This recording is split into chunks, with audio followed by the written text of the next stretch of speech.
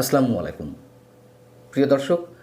এনসিপির মুখপাত্র এবং ডক্টর ইউনূস সরকারের অন্যতম প্রভাবশালী উপদেষ্টা আসিফ মাহমুদ সজীব ভূঁইয়া তিনি ভয়ঙ্কর চরম একটি সত্য উচ্চারণ করে ফেলেছেন। সেই সত্যটি তিনি মুখ ফসকে উচ্চারণ করেছেন নাকি বিশেষ কোনো নতুন খেলার অংশ হিসেবে উচ্চারণ করেছেন আমরা তা জানি না। সেই চরম সত্যটি হচ্ছে তিনি বলেছেন যে অন্তর্বর্তী সরকার অর্থাৎ ডক্টর ইউনূসের সরকার যেন 2029 সাল পর্যন্ত ক্ষমতায় থাকতে পারে। ডিপ স্টেট এমন একটা স্ট্র্যাটেজি সাজিয়ে দিয়েছিল। বুঝতে পারছেন তো, আমরা যেই ডিপ স্টেটের কথা গত 1.5 থেকে 2 বছর ধরে বলে আসছি এবং ডিপ স্টেটের খেলার অংশই ছিল এই যে তথাকথিত একটি বিপ্লব বা ছাত্র জনতার আন্দোলন 2024-এর 5 আগস্ট। সেটির পিছনে কারা কাজ করছিল, কারা খেলছিল, কাদের খেলার অংশ হিসেবে সেটি সফল হয়েছে, আমরা সেই সব কথা তো এতদিন ধরে বলে এসেছি। এখন সেই কথা খোদ সেই আন্দোলনের সামনের সারির একজন ছাত্র সমন্বয়কের মুখ থেকে বের হলো। কেন বের হলো, কেন তিনি এই মুহূর্তে এই কথাটি বললেন, সেটিও নিশ্চয়ই আলোচনার দাবি রাখে। আমি সে বিষয়ে আসছি, তার আগে আরেকটু বলে নেই যে তিনি কি বলেছেন। তিনি বলছেন, আমরা যখন সরকারের দায়িত্বে ছিলাম শুরুর দিকে আমাদেরকে বিভিন্ন শক্তিশালী ইনস্টিটিউশন, যাদেরকে আসলে ডিপ স্টেট বলা হয়, তাদের কাছ থেকে আমাদের অফার করা হয়েছিল। বলা হয়েছিল শেখ হাসিনার যে মেয়াদ আছে 2029 সাল পর্যন্ত, সেটি আপনারা শেষ করুন, আমরা আপনাদের সহযোগিতা করব। একটু আগে বলছিলাম যে এই আন্দোলন ছিল, শেখ হাসিনা সরকারের পরিবর্তন অবশ্যই দরকার ছিল, কিন্তু যেই প্রক্রিয়ায় পতনটি ঘটানো হয়েছে সেই প্রক্রিয়ার পেছনে কাদের খেলা ছিল। এবং ডক্টর ইউনূস সরকারই তো ডিপ স্টেটের অংশ। তারা থাকতে চেয়েছিল আরও কয়েক বছর, কিন্তু সেনাবাহিনী এবং বিএনপির নির্বাচনের জন্য যে প্রবল দাবি, তার মুখে শেষ পর্যন্ত তারা পারেনি। শুধু সেনাবাহিনী কিংবা বিএনপি সহ কিছু রাজনৈতিক দলের দাবি কেবল নয়, আমাদের মতন ক্ষুদ্র কিছু মানুষ মুহুর্মুহু এই আশঙ্কা তো প্রকাশ করে আসছিলাম যে ডক্টর ইউনূস নির্বাচন দিবেন না সহজে, কিন্তু শেষমেশ তারা পারেননি। অনেক বিষয়ে তাদের গোমর ফাঁক আমরা করে দিয়েছিলাম বলেই। এখন প্রমাণ হিসেবে আপনারা ধরতে পারেন যে শেখ হাসিনা আরও 4.5 বছর ক্ষমতায় থাকতেন। 2024-এ 7 জানুয়ারি নির্বাচন হলো, আগস্টের 5 তারিখে শেখ হাসিনার সরকারের পতন হলো। বাকি সময়টা যে ডক্টর ইউনূস সরকার থাকতে চাই সেটিও মুখ ফসকে বলে ফেলেছিলেন। আপনাদের নিশ্চয়ই মনে আছে, সাবেক ধর্ম উপদেষ্টা মোহাম্মদ খালিদ হোসেন তিনি বলেছিলেন যে আওয়ামী লীগ সরকারের অবশিষ্ট সময় আমরা ক্ষমতায় থাকতে চাই। কেন এই কথা বলেছিলেন? নিশ্চয়ই তার যুক্তিসঙ্গত, নিশ্চয়ই তার পেছনে কারণ ছিল। ঈদের জামাত সহ বিভিন্নভাবে মানুষের একটা অংশের মুখ থেকে একটা রব তোলা হয়েছিল যে আমরা ডক্টর ইউনূসকে আরও 5 বছর ক্ষমতায় থাকতে চাই। তখনই আমরা আশঙ্কা প্রকাশ করেছিলাম যে কি হতে যাচ্ছে, কি করতে চান ডক্টর ইউনূস বা তার উপদেষ্টা পরিষদ। এবং এই নির্বাচন না হওয়ার জন্য অনেকে বলছেন বা বলে আসছেন যে ইনকলাব মঞ্চের সাবেক আহ্বায়ক শরীফ ওসমান হাদিকে হত্যা করা হয়েছিল পূর্ব পরিকল্পনা অংশ হিসেবে, যাতে ইউনূস সরকারের সময় তুমুল একটা অস্থিতিশীল পরিবেশ সৃষ্টি করে নতুন আরেকটি বিপ্লবী সরকার গঠন করা যায়। সেই পরিকল্পনার পেছনে কারা ছিল সেটিও নিশ্চয়ই আমরা জানি। এর আগে আমি অনেকবার এই বিষয়ে কথা বলেছি।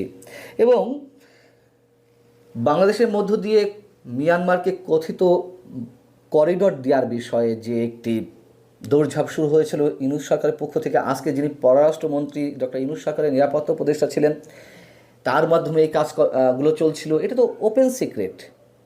এবং একই সঙ্গে আমাদের চট্টগ্রাম বন্দর সহ বিভিন্ন বন্দর বিদেশি শক্তির হাতে তুলে দেওয়ার যে একটি বিষয়, ডিপ স্টেটের খেলার বা তাদের দাবি অনুযায়ী, সেই বিষয়গুলো তো আমরা জানি। সেগুলো তো একটা সময় বন্ধ হয়েছে, যদিও চট্টগ্রামের নিউ মুরিং টার্মিনাল সহ আরও কয়েকটি বন্দর বিদেশিদের হাতে তুলে দেওয়া হয়েছে, দিতে পেরেছে অন্তত ইউনূস সরকার। আপনাদের আর একটু মনে করিয়ে দিই যে শেখ হাসিনা তার শেষ সময়ে এসে এমন একটি মন্তব্য করেছিলেন যে মিয়ানমার এবং চট্টগ্রামের কিছু অংশ মিলে পূর্ব তিমুরের মতন একটি খ্রিস্টান রাষ্ট্র গঠন করতে চায় পশ্চিমারা। যদি তাদেরকে বন্দর দেওয়া হয়, যদি তাদের কথা অনুযায়ী আরও অনেক কিছু করা হয়, তাহলে তিনি পাকাপোক্তভাবে ক্ষমতা থাকতে পারবেন, এই কথা তো বলেছিলেন। এবং তার সেই কথা তো এখন অনেকাংশে সত্য বলে প্রমাণিত হচ্ছে। আমরা জানি যে কয়েকদিন আগে দিল্লি থেকে যুক্তরাষ্ট্রের ভাড়াটে সন্ত্রাসী হিসেবে একজনকে এবং ইউক্রেনের আরও 6 নাগরিককে আটক করা হলো, যেখানে ভারতের গোয়েন্দারা বলছেন যে তারা মিয়ানমারের বিদ্রোহী গোষ্ঠীর কাছে বিপুল পরিমাণ ড্রোন সহ অন্যান্য যুদ্ধ সরঞ্জাম তারা সরবরাহ করে আসছিল এবং তাদের একটি অংশ রয়েছে, যে পরিকল্পনা রয়েছে একটা খ্রিস্টান রাষ্ট্র তৈরি করার। এবং সেটিকে কেন্দ্র করে শেখ হাসিনা সেই বক্তব্য নিয়ে গত কয়েকদিন আগে ভারতের বিভিন্ন গণমাধ্যমে এটি ব্যাপকভাবে এলো এই প্রসঙ্গটি। এবং সেই সব জায়গা থেকে এখন প্রশ্ন উঠতে পারে, তাহলে আসিফ মাহমুদ সজীব ভুঁইয়া কেন নিজের মুখ থেকে এখন ডিপ স্টেটের বিষয়ে নানান কিছু ফাঁস করছেন? আগেভাগেই বলেছি যে শেখ হাসিনা যে মন্তব্যটি করেছিলেন সেটি এখন অনেকাংশে সত্য হতে চলেছে বা প্রমাণিত হতে চলেছে।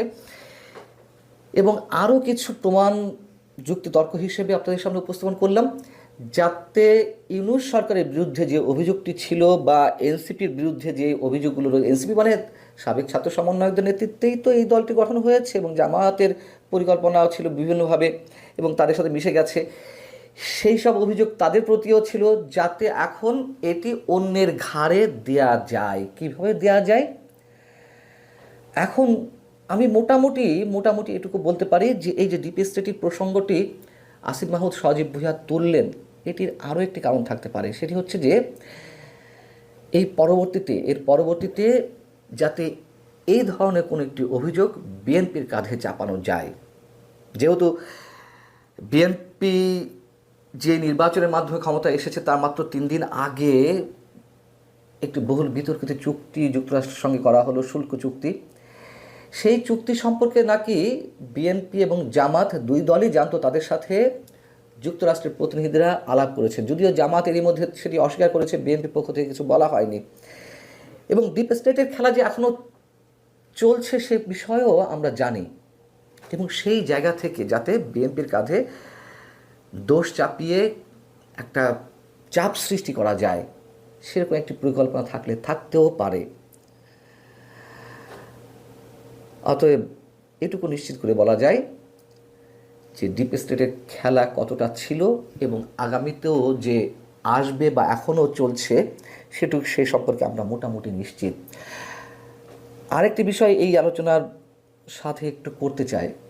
আপনারা জানেন যে আমাদের মহান স্বাধীনতা দিবস উপলক্ষে সাভার জাতীয় স্মৃতিসৌধে অনেকেই শ্রদ্ধা জানাতে গেছেন, বিভিন্ন রাজনৈতিক দল থেকে শুরু করে বিভিন্ন সংগঠন বা সাধারণ মানুষের পক্ষ থেকে পুষ্পস্তবক অর্পণ করা হয়েছে, শ্রদ্ধাঞ্জলি নিবেদন করা হয়েছে শহীদদের উদ্দেশ্যে।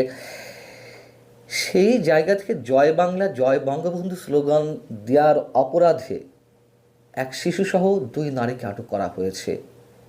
আমাদেরকে কেন এই চিত্র এখনও দেখতে হবে? জয় বাংলা স্লোগান, যেই জয় বাংলা স্লোগানের মধ্য দিয়ে মুক্তিযুদ্ধের সব কিছু সংগঠিত হলো এবং আমরা একটি স্বাধীন সার্বভৌম রাষ্ট্র পেলাম, 55 বছর পরে এসে সেই জয় বাংলা স্লোগান উচ্চারণ করা যাবে না? এটি তো আমরা ডক্টর ইউনূস সরকারের সময় দেখেছি। তারা তো স্বাধীনতা বিরোধী শক্তিদের সমন্বয়ে পরিচালিত হচ্ছিল। কেন এখন একটি নির্বাচিত সরকার, বিএনপি সরকারের অধীনেও আমাদেরকে এই জিনিসগুলো দেখতে হবে? আর যদি কেউ বলেন বা যদি তারা বলে থাকে যারা আটক হয়েছেন তারা আওয়ামী লীগের পক্ষ থেকে ফুল দিতে গিয়েছিলেন, অপরাধটা কি?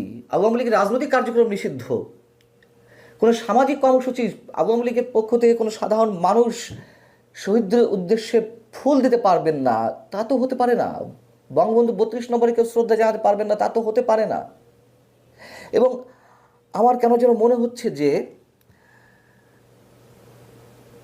স্বাধীনতা বিরোধী শক্তির একটি বিশাল অংশ এই সরকারের মধ্যেও ঘাপটি মেরে রয়েছে, বিশেষ করে পুলিশ প্রশাসনের মধ্যে।